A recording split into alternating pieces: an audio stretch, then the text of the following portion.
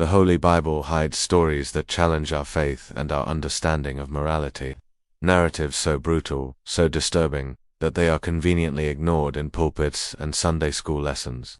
Today, we're going to unearth what might be the darkest story in the entire book of Judges. It's a tale of horror, abject cowardice, and extreme violence that spiraled into a devastating civil war in ancient Israel. What does the tragedy of the Levite's concubine reveal to us about the depths of human nature and the complexities of divine justice? Stay with me until the end, and then you can draw your own conclusions. The story begins in a time of utter chaos. The book of Judges itself gives us the key to understanding this period with a chillingly repetitive phrase: "In those days there was no king in Israel." Everyone did what was right in their own eyes. This wasn't a celebration of freedom, it was a recipe for anarchy. Moral compasses were shattered, and societal norms had collapsed. It's in this volatile setting that we meet our main characters, a Levite, a man from the priestly tribe, a man of God, and his concubine, a secondary wife. They are traveling and find themselves needing a place to stay for the night as darkness falls.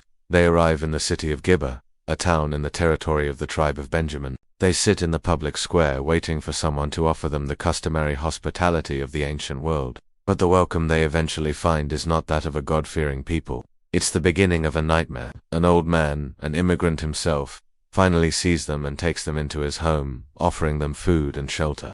But as the night deepens, so does the moral darkness of Gibeah. The house is suddenly surrounded by a mob of men from the city, described in the text as sons of Belial, a term that translates to worthless or wicked men. They begin pounding on the door, their demands echoing with a sinister familiarity to another biblical story. Their demand is heinous. They want the host to bring out the visiting Levite so they can sexually assault him. It's a grotesque inversion of the story of Sodom and Gomorrah, but this time, the targets are fellow Israelites.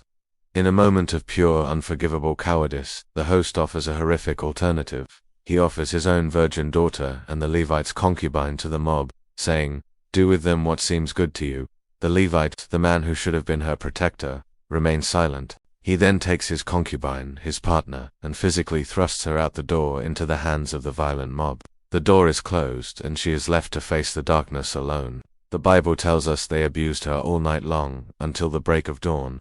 In the morning, the Levite opens the door to continue his journey and finds the woman lying on the threshold, her hands on the doorstep, dead. The horror of the night has reached its tragic conclusion. The story could have ended there, as a grim tale of a woman brutalized and murdered while the men who should have protected her hid inside. But the Levite's next action is what makes this story so uniquely shocking and mysterious. He places her body on his donkey, takes her home, and then commits an unimaginable act. He takes a knife, dismembers her body into 12 pieces, and sends one piece to each of the 12 tribes of Israel. This wasn't just a final act of brutality, it was a gruesome, visceral message. It was a silent, screaming ultimatum, a desperate, horrifying call to arms that would plunge the nation into a bloody civil war, a war that would nearly annihilate the entire tribe of Benjamin. The Bible recounts this escalating horror without giving us an easy answer, without explaining God's apparent silence or the motivation behind this shocking act, and that's where the real mystery of this story lies for us today.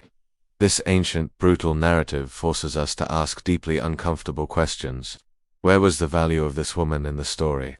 She is never even given a name. She is treated as property, an object of exchange, a disposable sacrifice to save the skin of a so-called religious man and his host. Why does the Bible include such a graphic and disturbing account without a clear moral lesson attached? This often hidden passage compels us to look at our own world, at our own social failings. How many times, in the name of our own convenience, comfort, or self-preservation, do we turn a blind eye to the suffering and violence inflicted upon others? How often do we fail to speak up for the vulnerable, effectively throwing them out into the darkness? The story of Gibeah is a grim and powerful reminder that moral anarchy isn't just a relic of the ancient past. It's a danger that lurks whenever a society decides that doing what is right in their own eyes is more important than protecting the innocent. The Book of Judges, chapter 19, shows us the catastrophic result when morality becomes entirely subjective and human life is devalued. The real reflection for us is a sobering one. Have we truly learned anything from this ancient horror? Has the value of human dignity really taken root in our hearts, or do we just have different ways of sacrificing others for our own benefit? I want to know your opinion. This is one of the most controversial and difficult passages in the entire Bible. What is your interpretation of this story? What does it say to you? Leave a comment below and let's discuss this profound mystery together. If you appreciate uncovering the hidden corners and untold stories of history and faith, please like this video, share it with someone who isn't afraid of the tough questions, and subscribe to the channel so you don't miss our next exploration into the dark chapters of the past. Thanks for watching.